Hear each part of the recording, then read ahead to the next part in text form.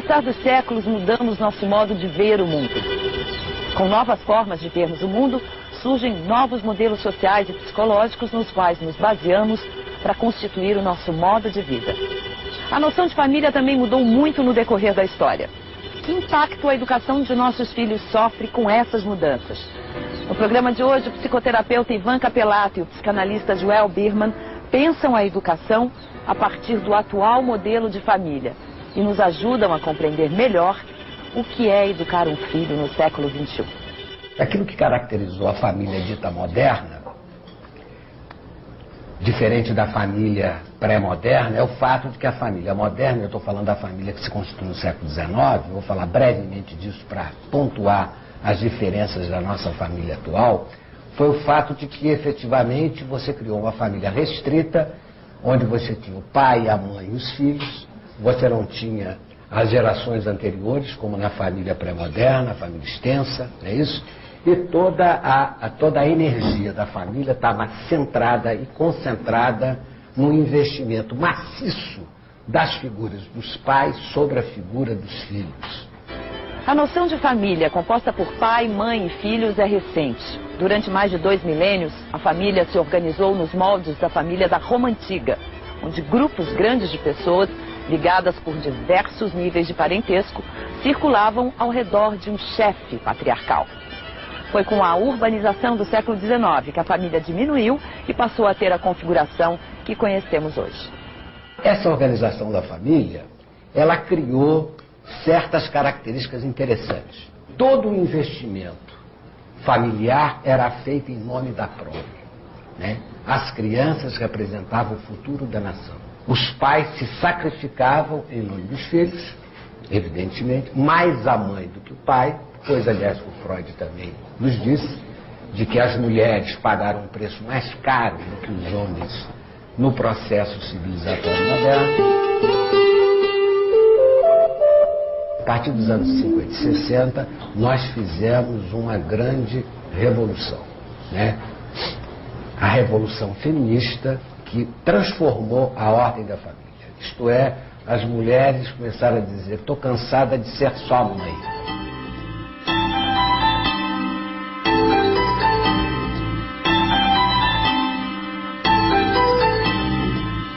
Foi a revolução mais profunda da história e aquela que se deu no espaço mínimo, que é o espaço entre o quarto e a cozinha. É claro que para que essa revolução feminista acontecesse, necessário foi a criação dos procedimentos anticoncepcionais seguros, para que as mulheres pudessem efetivamente separar o mundo do desejo e o mundo da reprodução.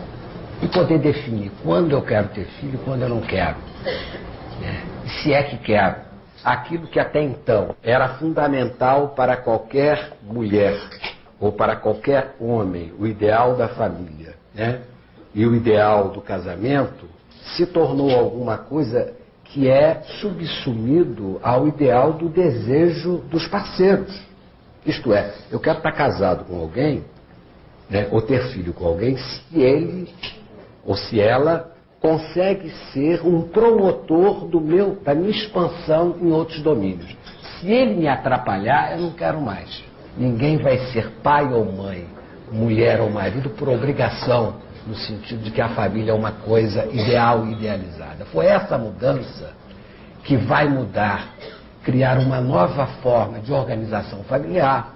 Nós vamos ter, seja o crescimento das famílias monoparentais hoje, né? Isto é, famílias que têm um filho que vive só com o pai ou só com a mãe, por exemplo. Ou nós vamos ter essas proles em que se mistura uma ex-prole do novo marido, a ex-prole da nova mulher, e você não sabe bem ali dentro quem é a autoridade, se é o padrasto, se é o pai, se é a mãe, se é a madrasta. Quer dizer, há uma espécie de diminuição da autoridade. Ao ser exposta já nos seus primeiros anos de vida à autoridade dos pais, expressa através de punições e aprovações, a criança acaba assimilando internamente os seus padrões morais e controlando impulsos que não seriam socialmente bem aceitos. Forma-se assim o superego ou o supereu, que é a capacidade de não usarmos nossa raiva, nossa sexualidade e a nossa inveja na hora em que bem quisermos. Toda essa experiência primária da relação da criança com a família, onde essas instâncias psíquicas e esse tal do supereu se constituía, ele foi deslocado para essas escolas maternais ou creches. Entretanto, as escolas maternais e as creches não acolhem as crianças do mesmo jeito que os pais antigamente. Existe hoje uma espécie de confronto entre família e escola, sobretudo escolas secundárias. Por quê? Porque a família quer que a escola fique com a socialização total das crianças. E as escolas dizem assim: eu não posso, eu não aguento, eu não tenho estrutura para isso. Eu posso fazer a socialização secundária, eu não posso fazer a socialização primária. O processo pelo qual aprendemos a nos comportar de modo a sermos aceitos pela sociedade é chamado de socialização. Para o sociólogo francês Pierre Bourdieu, nossa personalidade é formada na socialização primária, feita pela educação em família.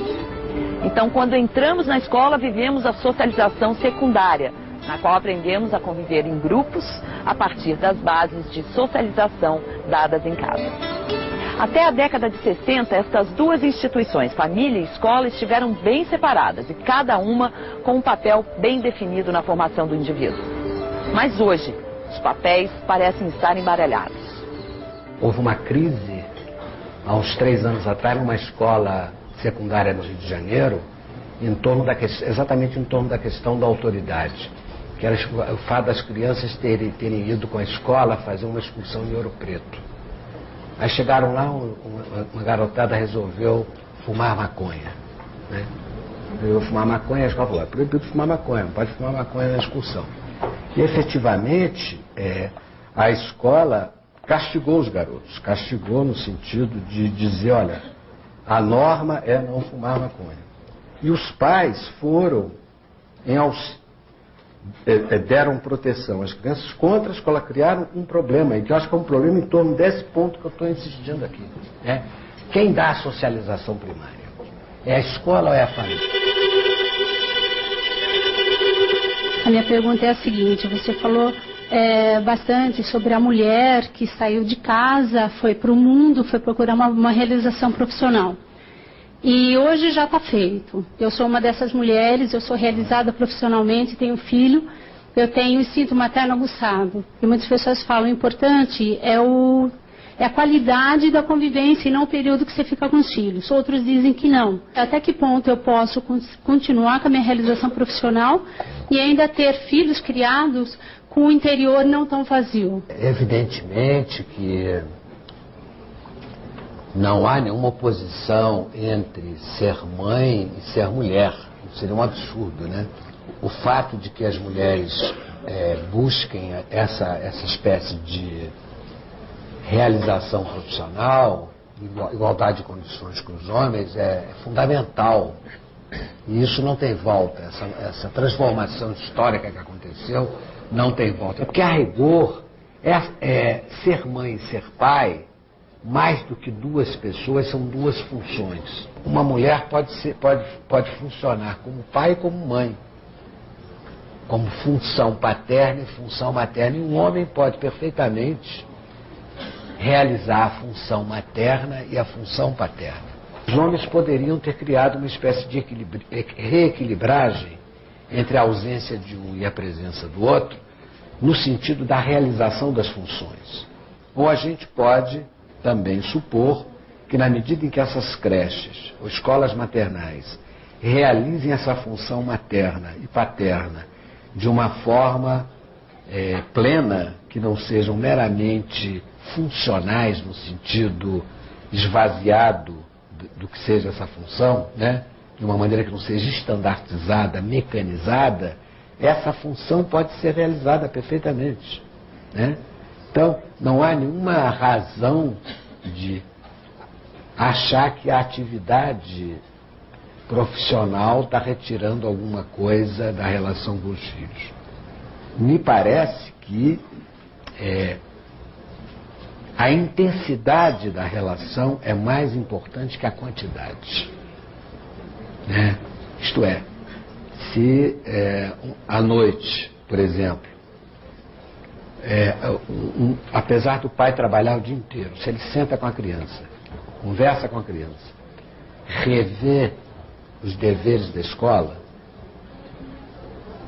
ele vai dar uma presença que vai suprir todas as ausências dele. O que acontece é que os pais não fazem isso, por aquele processo de delegação de responsabilidade a que eu me referi.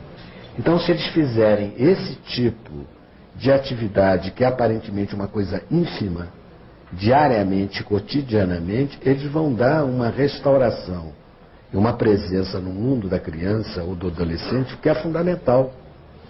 Só que eu acho que o processo de delegação, de mandar para a escola, de mandar para o terapeuta, de mandar para o médico, de mandar para o fonoaudiólogo, levou a uma espécie de esvaziamento da responsabilidade parental.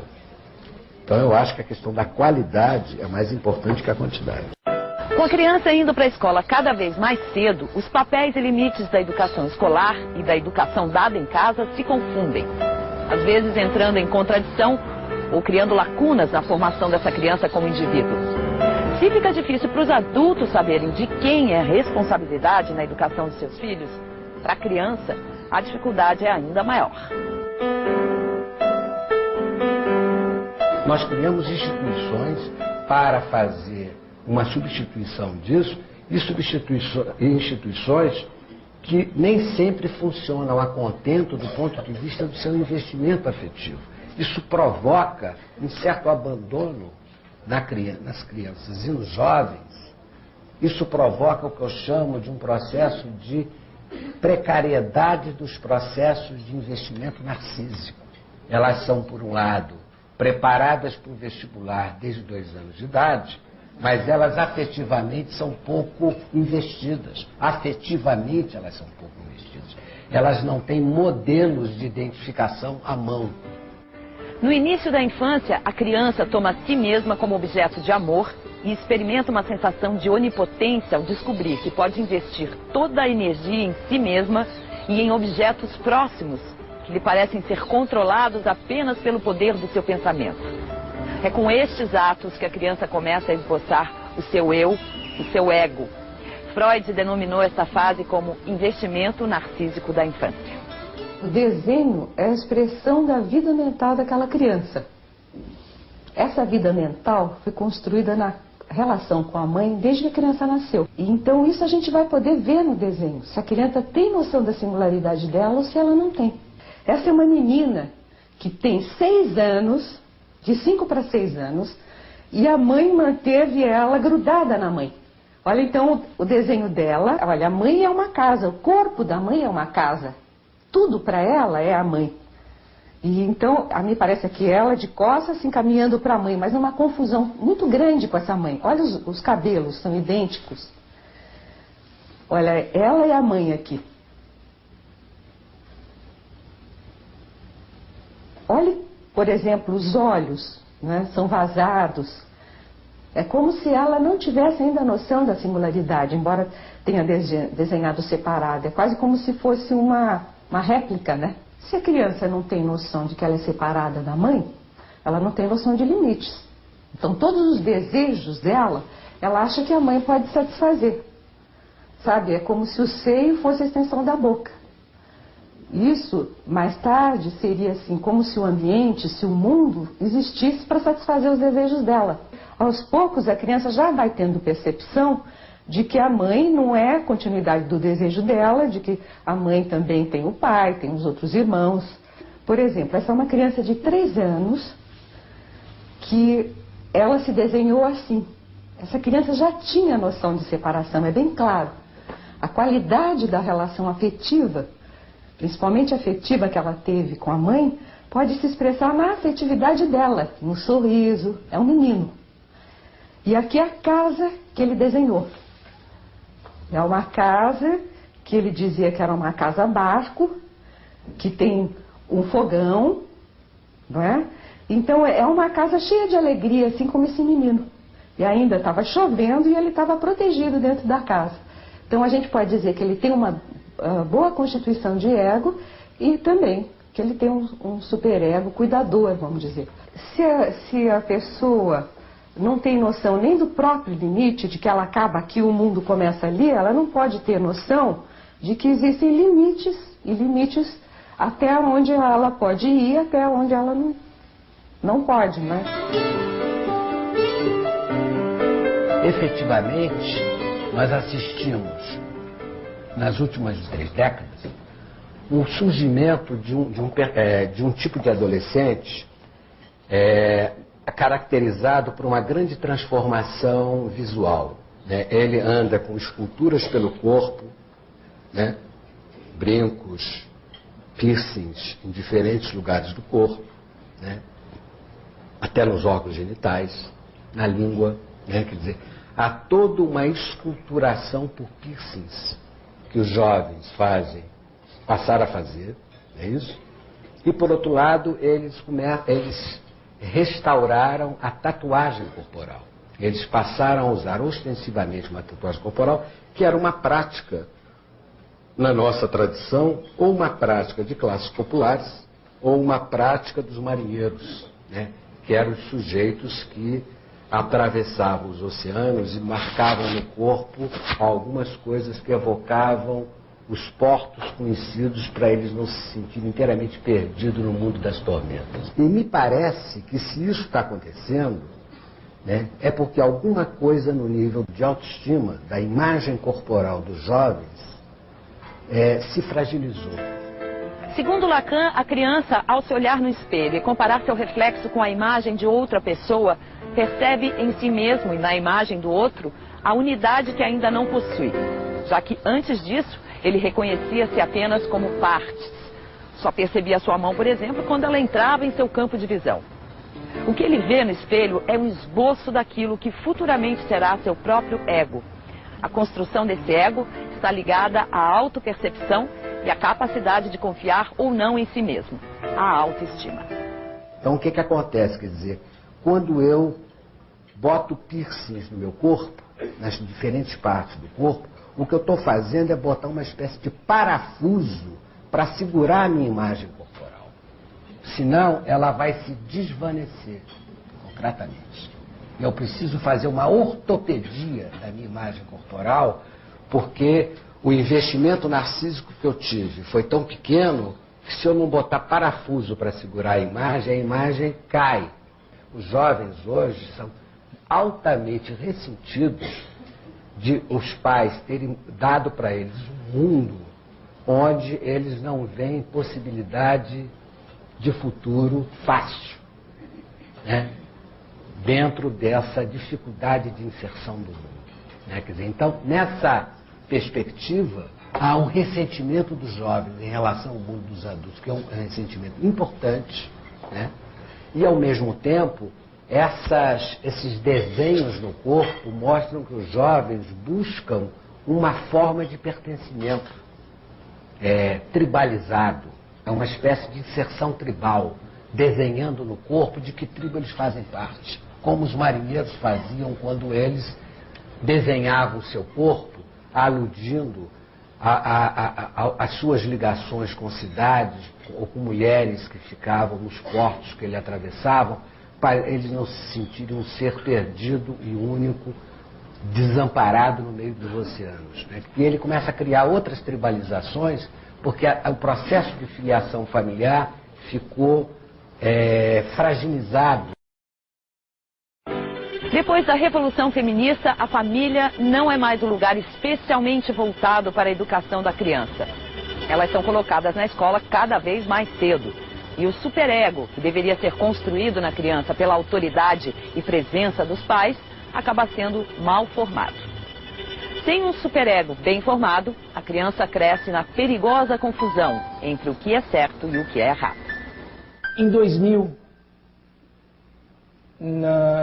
no primeiro Congresso Mundial sobre a Saúde da Criança, a Organização Mundial de Saúde nos premia com uma notícia ruim dizendo: gente, tem pouco lúcido no mundo.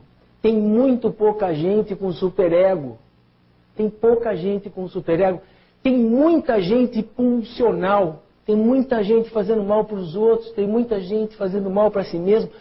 A saúde no mundo está muito ruim. A política no mundo está muito ruim. Tem pouca gente cuidando. Tem pouco professor lúcido. Tem pouco político lúcido. Tem pouco pai lúcido. Tem pouca gente lúcida. O que significa isso? Significa que nós estamos cuidando mal das nossas crianças. Nós não estamos dando limite. Se vocês lerem o artigo do Jurandir, Dias de Sombra, Dias de Luz, vocês vão ver a descrição que ele faz daquele menino que matou o João Hélio. A repórter pergunta para o menino assim: mas você viu que tinha um menino pendurado no carro? E ele diz: eu vi. Mas você não sentiu vontade de parar para tirar o menino do carro? Não, porque alguém podia bater em mim. Mas o que você fez? O que você estava fazendo? Eu estava tentando bater o menino no poste para ver se ele caía.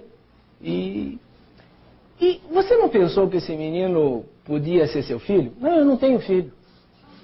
Percebe? O que esse menino está dizendo? Esse menino está dizendo o horror de não ter o sentimento de alteridade. Ele não sabe perceber o que é o outro. O que é o outro. O que o outro sente. Ele não sabe se ver como o outro. Ele não sabe se colocar como o outro. Ele não sabe imaginar que o outro existe em função dele, que ele existe em função do outro. O outro é aquele que me lesa. Não importa quem seja o outro. Meu pai, minha mãe, meu irmão, meu vizinho, o estranho na rua, o anônimo, o menino que está pendurado no carro. O fato do outro existir é o fato de que me falta alguma coisa. O relógio que o outro tem é um motivo de tristeza e de raiva para mim. O corpo do outro, a casa do outro. Eu sou pobre porque você é rico. Eu sou feio porque você é bonito. Eu não tenho esse relógio porque você tem. Eu sou baixo porque você é alto. Eu sou negro porque você é branco. Esse é o discurso da ausência de superego.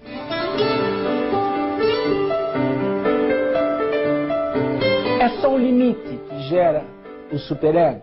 Não. Existe uma outra coisa, uma outra forma do superego nascer. Mas ela é um sorteio complicado, que é a resiliência. Eu tenho um amigo que é um juiz de direito de mão limpa, que tem uma história muito bonita. Ele não está aqui hoje, ele está viajando, mas eu pedi licença a ele para contar a história da vida dele. É um jovem juiz que decidiu ser juiz desde pequeno. Ele vem de uma família humilde e é um filho caçula de 2 irmãos mais velhos. E o irmão mais velho e a irmã mais velha eram muito complicados, muito sem limites, davam muito trabalho aos pais. E um dia esse menino, tinha uns 6 anos de idade, a mãe chorava muito, porque a mãe que não dá limite e que cria um filho que começa a se sentir maldoso, né? O filho que não tem limite e que se sente mal porque faz a mãe chorar, ao mesmo tempo que ele se sente uma pessoa muito má e vai ser maldoso o resto da vida, ele se sente poderoso. Imagine, eu tenho 9 anos e faço minha mãe chorar, minha mãe tem 30. Imagine que poder eu tenho. Eu vou ser presidente da República quando eu crescer. Você imagina isso? Eu vou ser o que eu quiser. Percebe o poder que eu tenho? Eu posso matar e dormir. Eu posso tirar tudo que eu quiser de todo mundo. Olha o que eu faço. Eu sou mal. Eu já sou mal. Então, o que mais pode me acontecer, né? Olha, eu fiz chorar a pessoa mais importante na minha vida Posso fazer chorar o resto do mundo? Melanie Klein falava muito disso. Essa maldade intrínseca que as crianças crescem e depois elas podem fazer mal para o mundo, porque elas já fizeram mal para a pessoa mais importante das suas vidas. E esse menino então olhou para sua mãe chorando, para o seu pai chorando, e ele disse para ele assim: eu não quero fazer isso, eu não quero isso para mim. E ele começou então a se afastar dos irmãos e a se afastar da mãe e do pai. E começou a estudar, começou a se isolar e fazer uma primeira série esplêndida. E na época dele ganhava uma fitinha verde e amarela. Lembra que antigamente o Brasil era verde e amarela? E na segunda série ele ganhou outra fitinha verde e amarela, e na terceira série outra fitinha verde e amarela, e na quarta série. E a mãe ficava feliz, mas não era a felicidade da mãe que o mantinha nisso, chama-se resiliência. Resiliência é a capacidade que alguns poucos seres conseguem fazer assim. Eles passam a ser autores do próprio superego. Eles passam, por algum motivo, a suportarem as suas próprias pulsões. E ele fez isso com a infância, com a adolescência, e não teve nenhum prejuízo na fase adulta. É um bom juiz, é um bom marido, é um bom sujeito, cuida de um monte de coisas, é um excelente cuidador. A gente dá o nome de resiliência, que é uma outra forma de aquisição de superego, sem muito prejuízo para a personalidade. O que eu tenho visto na clínica, o que eu tenho visto nas instituições, quando eu visito instituições, né, principalmente as escolas, é o desespero, esse desespero que você relatou aí, o desespero desse impasse de que a escola não cuida. E o que resta à escola é ficar mesmo, desde o início que ela recebe a criança, ficar preparando a criança para esse futuro intelectual, para esse futuro estúpido aí do vestibular, porque não há espaço para esse cuidado. E eu fico preocupado com a empregada doméstica, que passa o dia com algumas crianças dentro de casa, sem poder de ser uma cuidadora e sendo cobrada para ser. E o professor na sala de aula, e o tio, e enfim, e o pastor também. Então eu queria que você falasse então sobre esse mundo em transição e que talvez dissesse um pouquinho para nós, talvez até para apaziguar alguns de nós que são psicanalistas aqui, tem muitos aqui, alguns psicólogos, alguns pedagogos, nós temos pessoas que são psicopedagogos, que recebem crianças com alguns defeitos e que se tornam, de alguma forma, as crianças transferem durante algum tempo para essas pessoas as suas angústias e tal, e depois são retiradas e sobra para esses cuidadores temporários a angústia de saber que poderia ter cuidado, mas também não tem esse papel, né? A escola teria que assumir, né, e se transformar, né, numa outra coisa para que ela pudesse efetivamente criar parâmetros de autoridade, né, para as crianças, né, padrões de interiorização, né, de não ser apenas um lugar onde as práticas de ensino, de formação intelectual se dessem, mas que tivesse ao mesmo tempo todo um papel na constituição afetiva da criança, né? Quer dizer, então, nesse sentido, a escola ela tem uma posição axial, né, dentro desse processo de tentativa de restauração simbólica. Agora, me parece também que as outras atividades ditas técnicas, né, você enumerou muito bem, você falou, no médico, no dentista, no fonoaudiólogo, né, quer dizer, no psicanalista, no psicólogo, habitualmente, para uma espécie de...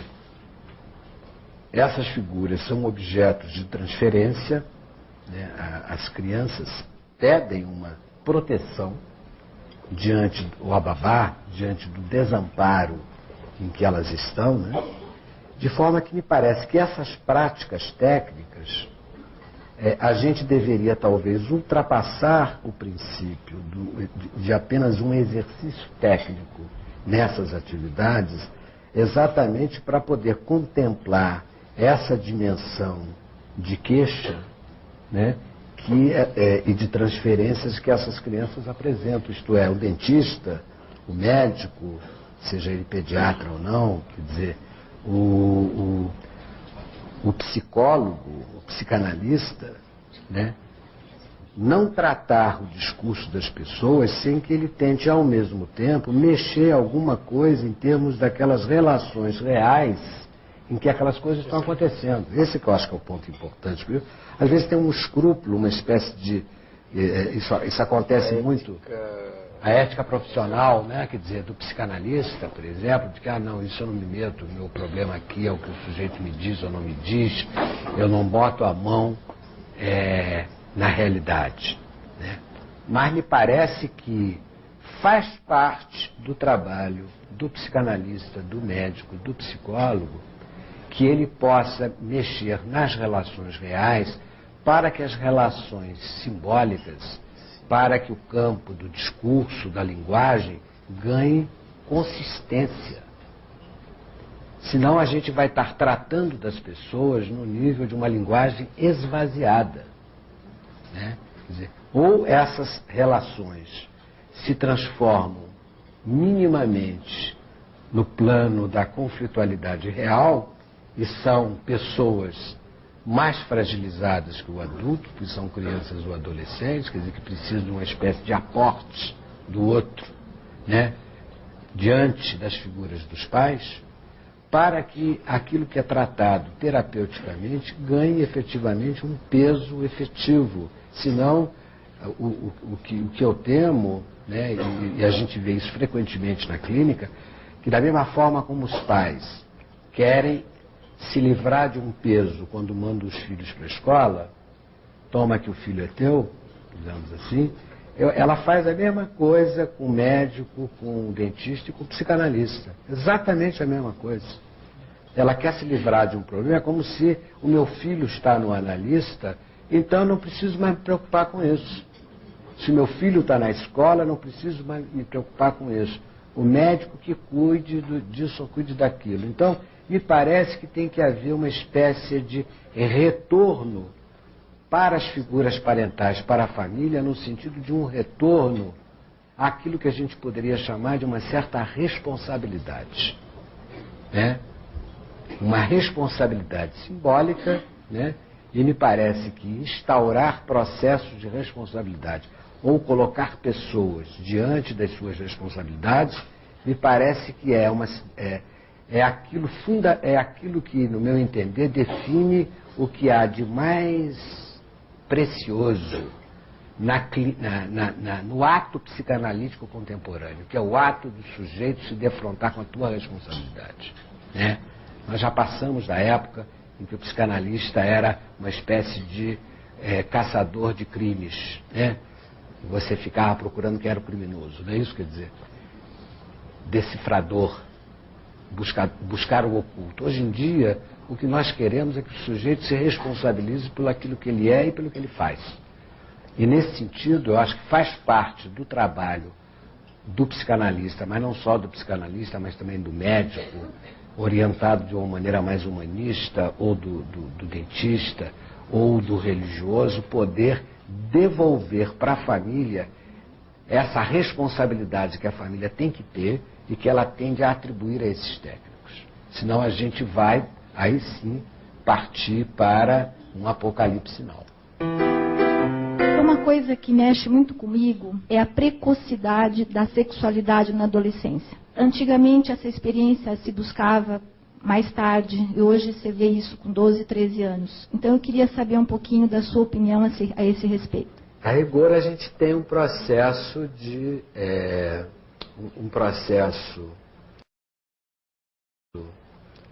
cada vez mais precoce do surgimento do erotismo dos jovens, do adolescente, né? Quer dizer, como se a puberdade ficasse cada vez mais precoce, tanto para as meninas quanto para os meninos. Há uma diferença de como esse processo acontece no Brasil e de que acontece fora do Brasil, né? Quer dizer, no Brasil a gente tem um processo de precocidade sexual muito maior do que a gente vê em algumas sociedades europeias, particularmente uma que eu conheço um pouco mais, que é a sociedade francesa. As crianças, elas são muito menos sexuadas precocemente que os nossos jovens. A que se deve isso? Os rituais de autoridade na sociedade europeia são muito mais antigos que no Brasil, né? Isto é, esse negócio, por exemplo, que a gente tem, que é um ritual costumeiro, né? Por exemplo, vai ter amigos vão jantar com a gente em casa, né? Aqui na nossa tradição, geralmente, as crianças participam do jantar. A gente acha que não pode dizer para eles que está na hora de dormir, né? Na sociedade europeia francesa não tem isso, não. Está na hora, jantou antes, vai para a cama, tem escola no dia seguinte. Quer dizer, tem uma ritualização de alguns processos de autoridade, apesar de todo esse esvaziamento mais geral, que faz com que, de alguma maneira, não só a hierarquia seja mantida mais, como também, com isso, um prolongamento da própria infância. E me parece que, no caso do Brasil, quer dizer, em que essa indiscriminação é colocada,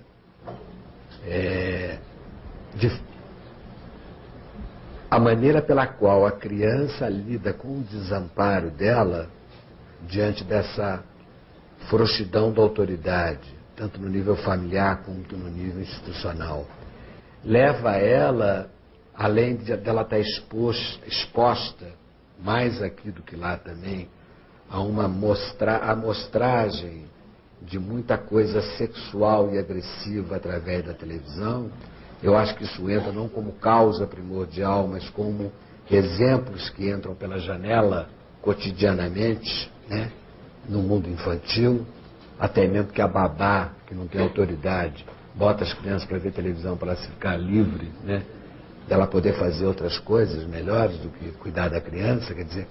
Então esse material vai alimentando um imaginário onde a forma pela qual a criança se sexuar, se erotizar e acabar vivendo e começando uma puberdade mais precoce é o resultado. Isso por uma razão muito simples. O que a psicanálise descobriu, no fundo, é uma fórmula muito simples, de que a melhor forma que nós temos para lidarmos com a dor é o erotismo. Digamos que a descoberta do Freud foi essa. Ele não descobriu nada, porque isso já sempre se soube, mas de qualquer maneira ele sistematizou essa descoberta. Então, digamos que diante da dor, desse desamparo das crianças hoje, a erotização é uma maneira delas se protegerem da dor a que elas são expostas. É uma maneira delas tentarem resistir, se defender da dor que elas estão expostas. Eu acho que seria assim que a gente poderia entender essa experiência. Nós estamos hoje diante de um mundo em que a política e a ética se faz num plano cosmopolita. Eu estou me valendo aqui de uma referência a um pensador francês chamado Jacques Derrida, que insiste nessa dimensão dos movimentos cosmopolitas. Eu acho que o movimento feminista, o movimento gay são movimentos cosmopolitas, e eu acho que essa ética política, essa política da multidão, passa por aquilo que ainda o Derrida chama de uma ética da amizade. A gente precisa criar, hoje a gente tem condições de criar uma ética da amizade que era impossível quando nós ficávamos presos às nossas tradições nacionalistas, né? Onde o outro era um inimigo em potencial.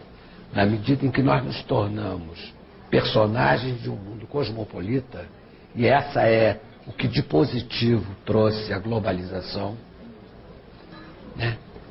É a possibilidade de nós criarmos uma ética da amizade, né? Onde nós vamos nos agrupar com as nossas diferenças em nome dos nossos propósitos comuns. Para isso vai implicar numa responsabilidade nossa com o outro, vai representar uma responsabilidade nossa com os nossos diferentes, vai implicar num aprendizado de uma responsabilidade de saber conviver com o diferente, né? E eu acho, inclusive, que essa palavra diferente hoje, ela assume um sentido que ela não tinha há 30, 40 anos atrás. Saber conviver com a diferença hoje é saber conviver com aquilo que não tem nada em comum com o que eu encontre como referente na minha memória. Porque até então, a convivência com o diferente passava por um referencial narcísico, tá me entendendo? E atualmente me parece que se passa com conviver com personagens tão diferentes que a gente encontra num país continental como o Brasil, ou numa escala mais cosmopolita, e que implica numa certa experiência de poder receber o outro conosco de uma forma marcada por uma terceira dimensão ética, além da multidão e da amizade, que é aquilo também que o Derrida chamava de uma ética da hospitalidade. Saber receber o outro na sua casa. Na sua casa, não é na sua morada, na sua casa psíquica, né? Saber acolher o outro, não obstante o fato de que o sujeito seja inteiramente diferente de você, mas que você possa encontrar na diferença dele uma marca de humanidade que você pode não portar em você, mas que você tem a grandeza de reconhecer. Eu acho que o mundo globalizado, pós-dissolução dos Estados-nações, em que a gente pode tentar restaurar formas outras de soberania que não seja do Estado, através da ideia de multidão, nos leva ao mesmo tempo ao exercício de um cosmopolitismo, de uma ética da amizade e da hospitalidade. Eu acho que é assim que a gente pode reinstituir a ideia de autoridade hoje. No programa de hoje, vimos como ter pais que coloquem limites é importante para a criança ter noção do que é certo e o que é errado. Está aí a chave para a construção de um mundo melhor de se estar, com o outro e consigo mesmo.